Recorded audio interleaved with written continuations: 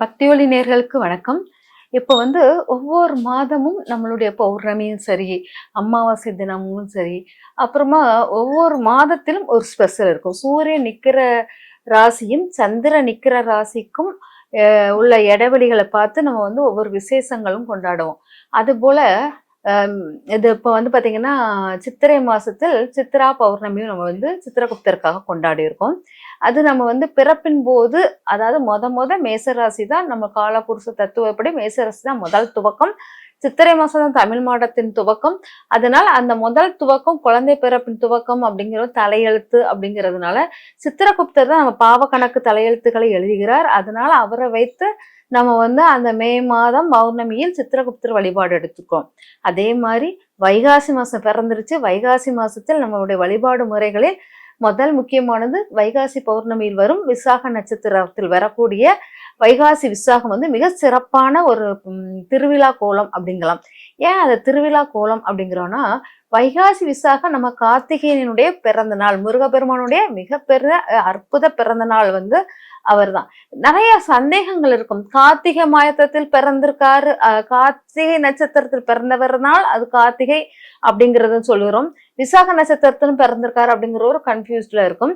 ஆக்சுவலா என்னன்னா, வைகாசி மாசத்தில் விசாக நட்சத்திரத்தை முருகப்பெருமான் பிறந்திருக்கிறாரு. கார்த்திகை பெண்கள் கையில் கிடைக்கும் அந்த நாளில் கார்த்திகை நட்சத்திர நாளாக நம்ம நட்சத்திரமும் கொண்டாடுகிறோம். அதனால விசாகத்தில் அதாவது சிவபெருமான் நெற்றிக்கண்ணில் இருந்து வெளிப்பட்ட அந்த நாள் தான் விசாக நட்சத்திரம். அந்த நாளை பிறந்த நம்மளுடைய முருகப்பெருமானுடைய பிறந்த நாளை மிக சிறப்பாக வழிபாடு பண்ணும்போது நம்மளுக்கு நிறைய விஷயங்கள் மாற்றங்கள் கொடுக்கும். அதாவது வைகாசி மாசத்துக்கு ஆப்போசிட், நேர் ஆப்போசிட் 7ஆம் வீட்டில் விசாக நட்சத்திரமாக இருக்கும். அதாவது 7வது வீடு வைகாசி மாசத்துல சூரியன் நிக்கிறதுக்கு 7ஆம் வீட்டில் நம்மளுக்கு விசாகம் இருப்பதினால் இங்க முருகப்பெருமான் 7ஆம் வீடுங்கிறது காலபுருஷன் 8ஆம் வீட்டுக்குள்ள அமைஞ்சிருக்கும். இது திருமண வைபவங்கள், குழந்தை பெயர்களுக்கு இது சிறப்பாக இருக்கும். இந்த வைகாசி விசாக விரதம் ரொம்ப சிறப்பாக இருக்கும். இந்த வைகாசி விசாகத்தில் முருகப்பெருமானை எப்படி வழிபடலாம் அப்படிங்கிறது என்னன்னா, கோயிலுக்கு போய் வழிபடுறது ஒண்ணு, வீட்டுல வைத்தும் வழிபடுறது மிக சிறப்பாக இருக்கும். கோயிலுக்கு போக முடியல, வீட்டுல வச்சுதான் வழிபடணும்னா வீட்லயும் முருகப்பெருமான் போட்டோவை நல்லா தொடச்சு செவ்வரளி மாலை போட்டு வழிபாட துவங்கணும். காலையில எந்திரிச்சு நல்ல ட்ரெஸ், நல்ல நல்ல ட்ரெஸ் உடுத்தி அதுக்கப்புறம் நல்ல நைவேத்தியங்கள் நிறைய வச்சு, திணை தேன் அதெல்லாம் அவருக்கு பிடிச்ச உணவு வகைகள் மிக பிடித்ததாக இருப்பதனால் திணை தேனுடன் பஞ்சாமிர்தமும் சேர்த்து பழங்கள் 5 வகை பழங்கள் வைத்து முருகப்பெருமான் வழிபாட தொடங்கணும். இந்த வைகாசி விசாகம் அன்று இது என்னன்னா, நம்மளுடைய விசாக நட்சத்திரத்துடைய நட்சத்திர குறியீடை பாத்தீங்கன்னா, குயவன் செய்யும் வீல் அப்படிங்கிறது, குயவன் செய்யக்கூடிய அந்த சக்கரம் இருக்கு இல்லையா, அந்த சக்கரத்தை தான் விசாக நட்சத்திரமாக நம்ம எடுத்திருக்கோம்.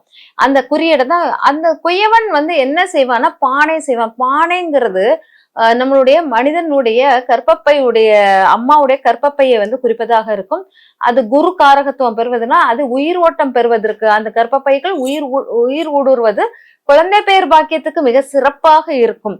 அதனால் வைகாசி விசாகத்தில் நம்ம என்ன பண்ணலாம், குழந்தை பெயர் இல்லாதவர்கள் குழந்தை பெயருக்காக விரதம் இருந்து வைகாசி விசாக வழிபாடு பண்ணலாம். இல்லைன்னா நம்ம வைகாசி விசாகத்தில் கோயில்ல போய் இறைவனுக்கு செவ்வரளி மாலை கொடுத்து நிறைய பேருக்கு தானம் கொடுக்கறது மிக சிறப்பாக இருக்கும். அதாவது வைகாசி மாசத்து சிறந்த தானம், வைகாசி மாசம் தானம் கொடுப்பது சிறந்தது அப்படிம்போம். ஏன்னா காலபுருஷன் 2ஆம் வீட்டில் வைகாசி மாசம் ரிஷபராசியில் இருப்பதினால் அது தானத்துக்கு 2ஆம் வீடு நம்ம கொடுக்கக்கூடிய தானத்தை குறிப்பதாக இருக்கும். அதனால வைகாசி மாசம் நம்ம தானத்துக்கு மிக சிறந்த ஒரு நாளாக இருக்கும். ஆனா தானம்ங்கிறது என்ன தானம் வைகாசி மாசத்தை கொடுப்பது மிக சிறப்புனா எள்ளு தானம் கொடுப்பது மிக மிக சிறப்பு. எள்ளு தானம் யாரும் அவ்வளவு நேரடியா வாங்க மாட்டாங்க. அதனால நம்மளுடைய புளியோதரைகள் நிறைய எள்ளு சேர்ப்பதனால் புளியோதரை சாதம் செய்து நிறைய தானங்கள் கொடுக்கும் போது உங்களுடைய கருமாக்கள் குறைஞ்சு திருமண வாய்ப்புகள் கூடி வரும் அப்படிங்கலாம். அதே சமயம் வைகாசி மாசத்தில் ரிஷப வழிபாடு அப்படிம்பாங்க. சோம கந்தேஸ்வரர் அப்படிங்கிறவர் வழிபாடு பண்ணுவோம். சோம கந்தேஸ்வரர் அப்படிங்கிறவர் என்னன்னா, நந்தியில தன் குடும்பத்தோட உட்கார்ந்துருப்பார் சிவபெருமான். அதுதான் அவருடைய வழிபாடு. அப்ப குடும்பஸ்தானம் சிறப்பாக இருக்குன்னா நம்ம அந்த ரிஷப வழிபாடு பண்ணணும் அப்படிங்கிறது நம்ம எடுத்துக்கலாம். ரிஷப வழிபாடுனா நம்ம சிவனுடைய குடும்பத்துடைய போட்டோவை எடுத்து வழிபாடு பண்ணி நல்ல நெய்வேத்தியங்கள் வச்சு விளக்கேத்தி தனியா அந்த போட்டோவை மட்டும் தனியா எடுத்து நம்ம ஒரு மரப்பலகையில வச்சு பூக்களை வச்சு அலங்காரம் பண்ணி கோலங்கள் இட்டு அப்புறமா நெய்வேத்தியங்கள் செய்து அதுக்கு போய் பழங்கள் படைத்து வெத்தலைப்பாக்கு வச்சு அவங்களுக்கு நம்ம வந்து நெய்வேத்தியம் காமிச்சு மனசார வேண்டிக்கணும். என் குடும்பத்தில் அனைவரும் ஒற்றுமையுடன் வருமான பெருக்கத்தையும் ஏற்படுத்தி கொடு அப்படிங்கிறத நம்ம கேட்டோம்னா இந்த சோமகந்தேஸ்வரர் வழிபாடு வந்து மிக சிறப்பான ஒரு பலனை கொடுக்கும். இது வைகாசி மாதத்தில் மட்டும்தான் செய்ய முடியும். வைகாசி மாதத்தில் கிருத்திகை நட்சத்திரம் வரும்போது பண்ணுவது மிக சிறப்பாக இருக்கும். ஏன் கிருத்திகை நட்சத்திரத்தில் வரும்போது பண்ணுவது சிறப்பாக இருக்குன்னா, கிருத்திகை வந்து சூரியனுடைய நட்சத்திரம், அதில் ரோகிணி அதில் வந்து சந்திரன் வந்து உச்சம் பெறுகிறது. அப்ப சூரிய சந்திரன் சேர்க்கை வந்து சிவபெருமான் வந்து நந்தி மேல் உட்கார்ந்து பார்வதியுடன் உட்கார்ந்து இருப்பது போல், அதுக்கப்புறம் நம்மளுடைய குழந்தைங்க அதாவது முருகப்பெருமானும் பிள்ளையாரு 2 பேர் பக்கத்துல இருப்பது போல், அதனால சிவனும் பார்வதியும் சேர்ந்து இருக்கிற மாதிரி இருக்கிறது கிருத்திகை நட்சத்திரம். கிருத்திகை நட்சத்திரத்தில் நம்மளுடைய சந்திரன் உச்சம் பெறுவதனால் சூரிய சந்திரன் மாதிரி அர்த்தம். அது ரிஷபராசிங்கிறது நந்தியுடன் இருப்பதனால் அது சூரிய சந்திரனாக இருக்கும். அதனால அந்த ரிஷப வழிபாடும் மிக சிறந்த பலனை கொடுக்கும் அப்படிங்கிறத எடுத்துக்கலாம். அதுக்கப்புறம் பாத்தீங்கன்னா நரசிம்மர் வழிபாடும் இங்கு சிறப்பாக இருக்கும். நரசிம்மர் வழிபாடு பண்ணுவதும் ரொம்ப சிறப்பு. ஏன்னா அங்க மிருகசீரிடம் நட்சத்திரம் வருவதனால் நம்மளுக்கு வந்து கோர பல்கள் உடைய மிருகசீரிடம் வந்து நம்மளுடைய மிதுன ராசிக்கும் தொடர்படுத்தி இருப்பதனால் இங்க வந்து நரசிம்மருடைய வழிபாடுகள் பண்ணும்போதும் மிக சிறந்த பலனை கொடுக்கும் அப்படிங்கிறது சொல்லலாம். அப்படிங்கும்போது இங்க வந்து அதுக்கப்புறம் வைகாசி பௌர்ணமி வழிபாடும் சிறப்பாக இருக்கும். இந்த பௌர்ணமி வழிபாடும் விசாக நட்சத்திரம் சேர்ந்து வருவதுதான் வைகாசி விசாகம். அதனால பௌர்ணமி வழிபாடு வைகாசி விசாகம் சேர்ந்து இருக்கிற இடம். இங்க பௌர்ணமி வழிபாடும் சிறப்பாக அமைஞ்சிரும். அதாவது வைகாசி விசாகம் காலையில இருந்து சாயங்காலம் வரைக்கும் நீங்க மேற்கொண்டுட்டு ஈவினிங் நேரம் பௌர்ணமி வழிபாடு நல்ல மாடியில உட்காந்து நிலா ஒளியில உட்காந்துட்டு உங்களுடைய தியானம் அதெல்லாம் பவர்ஃபுல்லா எடுத்துட்டு வந்தீங்கன்னா இந்த நில ஒளியில் உங்களுடைய கோரிக்கைகளை வைக்கும் போது மிக சிறந்த பலனை கொடுக்கும். அதனால நீங்க வந்து அந்த எப்பவுமே நில ஒளியில இருக்கும் போது தனித்து இருக்காமல் அதோட நிலவுக்கு ரொம்ப பிடிச்சது நீரை வந்து பக்கத்துல வச்சுட்டு நீங்க வழிபாடு பண்ணுவது வைகாசி விசாகத்தில் பௌர்ணமி வழிபாடு மிக சிறந்த பலனை கொடுக்கும். இதெல்லாம் நம்ம பண்றது நம்மளுடைய வாழ்க்கையின் மாற்றத்தை கொடுப்பது மட்டும் இல்லாமல் வளர்ச்சியும் கொடுக்கும்ங்கிறது சிறிதளவும் ஐயம் இல்லை. ஜூன் 9ஆம் தேதி வைகாசி விசாகம் நம்மளுக்கு இருக்குது. அந்த ஜூன் 9ஆம் தேதி வந்து விசாக நட்சத்திரம் முடியும் நேரத்தில் அமைவது போல் இருப்பதினால் ஜூன் 9ஆம் தேதி வச்சிருக்கோம். ஏன்னால் நம்மளுக்கு 3, 4ஆம் பாதம் தான் நம்ம விருச்சிக ராசியில் வந்து அமைகிறது.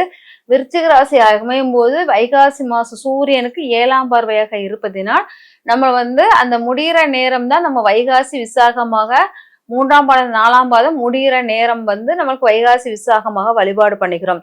அதனால ஜூன் 9ஆம் தேதி விசாக நட்சத்திரத்தில் நீங்க வந்து காலையில நல்ல செவ்வரளி மாலை போட்டு இறைவனை வந்து கந்த சஷ்டி கவசம் கேட்டுதல் எல்லாம் பண்றது, அப்புறம் பால் குடம் எடுத்துட்டு போறது, அபிஷேகம் பண்ணுதல், முருகப்பெருமான் கோயில போய் அபிஷேகம் பண்றது, காவடி தூக்குதல், இதெல்லாமே ரொம்ப விசேஷமானது. அதாவது குழந்தை பாக்கியம் வேணும் அப்படிங்கிறவங்க பால் குடம் எடுத்து வழிபாடு பண்ணுவது மிக சிறப்பாக இருக்கும். இல்லாட்டா எனக்கு பொருளாதார நிலை முன்னேற்றமும் திருமண வாழ்க்கை சிறப்பாக இருக்கணும்னா நம்மளுக்கு வந்து காவடி தூக்குதல் ரொம்ப சிறப்பாக இருக்கு. நம்ம கோபத்தாவங்களை குறைக்கணும் அப்படின்னா நம்மளுக்கு அபிஷேகம், இளநீர் அபிஷேகம், சந்தன அபிஷேகம், தேன் அபிஷேகம் சொல்லிட்டு அபிஷேகங்களை நம்ம பண்ணுவது மிக சிறப்பாக இருக்கும். மேக்சிமம் முருகர் வழிபாடு வீட்டில் சிலை வைத்து வழிபடாமல் நீங்க போட்டோல வழிபாடு பண்ணிட்டு கோயிலில் சிலை வழிபாடாக எடுத்துட்டு வரும்போது சிறந்த மாற்றம் கிடைக்கும். அதே மாதிரி கந்த சஷ்டி கவசம் தொடர்ந்து அன்னைக்கு வந்து எவ்வளவு அந்த ரெக்கார்டிங் ஆஃப் பண்ணாம அது பாட்டுக்கு ஓடிக்கிட்டே இருந்து கந்த சஷ்டி வந்து உங்க காதுல ஒழிச்சுக்கிட்டே இருக்கும்போதும் அதுவும் உங்களுக்கு வைகாசி விசாகத்தில் அற்புத பலனை கொடுக்கும். அதனால வைகாசி விசாகம் வந்து வைகாசி மாசத்து வைகாசி விசாகம் மட்டும் ஸ்பெஷல் கிடையாது. நிறைய தெய்வ வழிபாடுகளும் இங்க ஸ்பெஷலா இருக்குது. அனைத்து தெய்வ வழிபாடும் பண்ணி இறையருள் பெறுவதற்கு நன்றி, வணக்கம்.